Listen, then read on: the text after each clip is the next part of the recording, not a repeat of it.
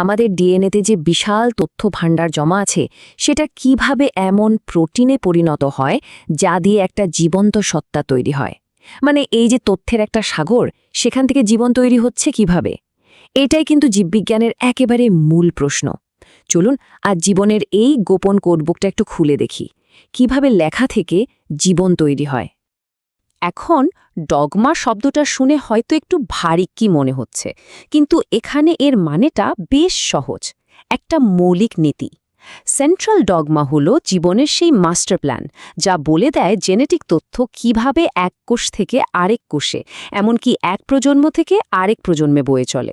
বলা যায় এটাই আণবিক জীববিজ্ঞানের একেবারে মূল ভিত্তি। তথ্যের এই প্রবাহটা একবার দেখুন। ডিএনএ থেকে কোড কপি হয়ে তৈরি হয় এমআরএনএ। এই প্রক্রিয়াকে বলে ট্রান্সক্রিপশন। কিন্তু আসল যে ব্যাপারটা, সেই জাদুটা ঘটে এর পরের ধাপে, যখন এমআরএনএর সেই কোডকে অনুবাদ বা ট্রান্সলেশন করে প্রোটিন বানানো হয়। আজকের এই বিশ্লেষণে আমরা ঠিক এটাই দেখব, কিভাবে এই সাংকেতিক ভাষা থেকে সত্যিকারের কার্যকারী একটা অণু মানে প্রোটিন তৈরি হয়। আচ্ছা, চলুন একটা মজার তুলনা করা যাক। ধরা যাক কোষের ভেতরে প্রোটিন তৈরির এই পুরো ব্যাপারটা একটা বিশাল ব্যস্ত কারখানা। যে কোনো কারখানায় যেমন কাঁচামাল আর যন্ত্রপাতি লাগে, এখানেও কিন্তু ঠিক তাই লাগে।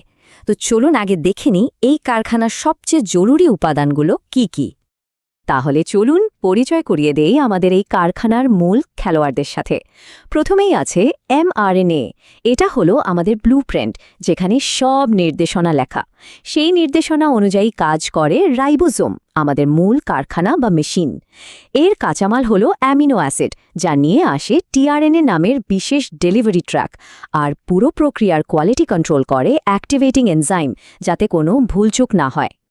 এমআরএনএকে বলা যেতে পারে আমাদের মূল ব্লুপ্রিন্টের একটা ফটোকপি। মূল ব্লুপ্রিন্ট মানে ডিএনএ কোষের নিউক্লিয়াসের ভেতর একটা সুরক্ষিত অফিসের মতো জায়গায় থাকে।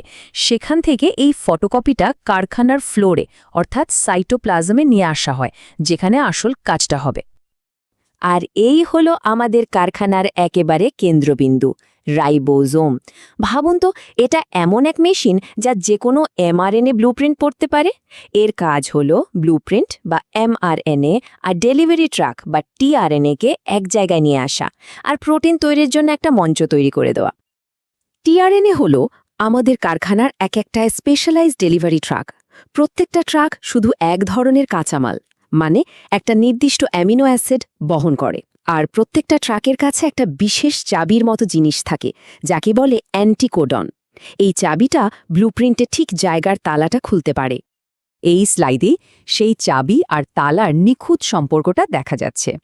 এমআরএনএ ব্লুপ্রিন্টের প্রত্যেকটা তালা হলো একটা কোডন, মানে 3টে বেসের একটা কোড, যেমন ধরুন AUG। আর টিআরএনএ ট্রাকের চাবি হলো ঠিক এর উল্টো বা পরিপূরক অ্যান্টিকোডন, UAC। এই যে নিখুঁত মিল, এটাই নিশ্চিত করে যে সঠিক কাঁচামালটাই সঠিক জায়গায় এসে পৌঁছচ্ছে। ভাবা যায়, মাত্র এই 20 রকমের কাঁচামাল বা অ্যামিনো অ্যাসিড ব্যবহার করে আমাদের শরীরে হাজার হাজার রকমের জটিল প্রোটিন তৈরি হয়। আমাদের চুলের কেরাটিন থেকে শুরু করে রক্তের হিমোগ্লোবিন, সবকিছুই কিন্তু এই 20টা মৌলিক উপাদান দিয়ে গড়া। এখানে আর একটা মজার ব্যাপার আছে। এই 20টা অ্যামিনো অ্যাসিডকে নির্দেশ দেবার জন্য 61টা আলাদা আলাদা কোডন আছে। এর মানে হলো আমাদের জেনেটিক কোডে কিছুটা বাহুল্য বা রিডান্ডেন্সি আছে, মানে একই অ্যামিনো অ্যাসিডের জন্য একাধিক কোড থাকতে পারে। এটা আসলে সিস্টেমের জন্য একটা সেফটি নেটের মতো কাজ করে। কোডে ছোটখাটো ভুল হলেও সঠিক প্রোটিন তৈরির সম্ভাবনা বেড়ে যায়। তো আমরা এখন পর্যন্ত কারখানার সব যন্ত্রপাতি আর কাঁচামাল সম্পর্কে জেনেছি। এবার চলুন মূল পর্বে যাওয়া যাক। এবার দেখব কিভাবে অ্যাসেম্বলি লাইনে ধাপে ধাপে একটা সম্পূর্ণ প্রোটিন তৈরি হয়। এই পুরো উৎপাদন প্রক্রিয়াটা কোষের সাইটোপ্লাজমে মূলত 3টা ধাপে ঘটে, অনেকটা একটা নাটকের 3টা অঙ্কের মতো। প্রথম অঙ্ক সূচনা, মানে যেখানে অ্যাসেম্বলি লাইনটা চালু হয়। দ্বিতীয় অঙ্ক প্রসারণ, যেখানে অ্যামিনো অ্যাসিডের লম্বা চেন বা পলিপ্যাপটাইড তৈরি হতে থাকে। আর শেষ অঙ্ক সমাপ্তি, যেখানে নতুন তৈরি হওয়া প্রোটিনটা মুক্তি পায়। যে কোনো ভালো কাজেরই তো একটা শুরু থাকে, তাই না? এখানেও ঠিক তাই। উৎপাদন শুরু হয় একটা নির্দিষ্ট সংকেত দিয়ে, mRNA-এর ওপর AUG নামের একটা কোডন। এটাই হলো স্টার্ট সিগন্যাল। আর এই সিগন্যাল চিনে যে প্রথম টিআরএনএটা আসে, সে সবসময় মিথিওনিন নামের অ্যামিনো অ্যাসিডটাকে নিয়ে আসে।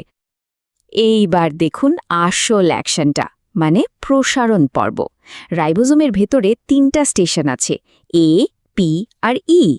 ভাবুন, এ সাইট হলো আগমনের গেট, যেখানে নতুন টিআরএনএ তার অ্যামিনো অ্যাসিড নিয়ে এসে ঢোকে।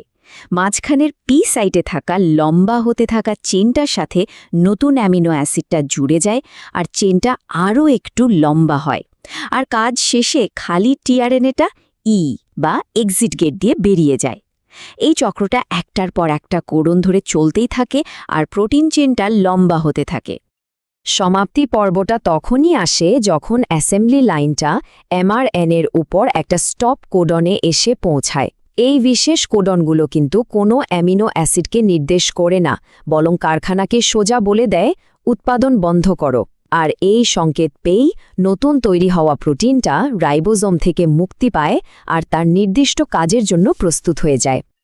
আমরা এতক্ষণ ধরে যে জটিল কারখানার কার্যকলাপ দেখলাম, তার শেষ ফল হল একটা কার্যকরী প্রোটিন। আর এই পুরো প্রক্রিয়াটাই কিন্তু নির্ধারণ করে দেয় আমাদের বৈশিষ্ট্য কেমন হবে, আমাদের শরীর কিভাবে কাজ করবে। এক কথায় বলতে গেলে এটাই হলো জীবনের ভাষা। তাহলে সব মিলিয়ে মূল ব্যাপারটা কি দাঁড়ালো? ডিএনএ হলো আমাদের স্থায়ী মাস্টার ব্লুপ্রিন্ট, mRNA হলো সেই ব্লুপ্রিন্টের কার্যকারী কপি বা নির্দেশাবলী, টিআরএনএ হলো একটা নিখুঁত ডেলিভারি সিস্টেম যা সঠিক কাঁচামাল বয়ে আনে, রাইবোজোম হলো সেই অক্লান্ত কারখানা যেটা দিন রাত কাজ করে চলেছে, আর এই সব কিছুর ফল হলো প্রোটিন, জীবনের চূড়ান্ত এবং কার্যকারী পণ্য। আমরা দেখলাম পুরো প্রক্রিয়াটা কতটা নির্ভুল আর গোছানো, কিন্তু একবার ভেবে দেখুন তো, এই নিখুঁত অ্যাসেম্বলি লাইনে যদি সামান্য একটা ভুল হয়ে যায়, কোডের একটা অক্ষর যদি বদলে যায়, তাহলে কি হতে পারে?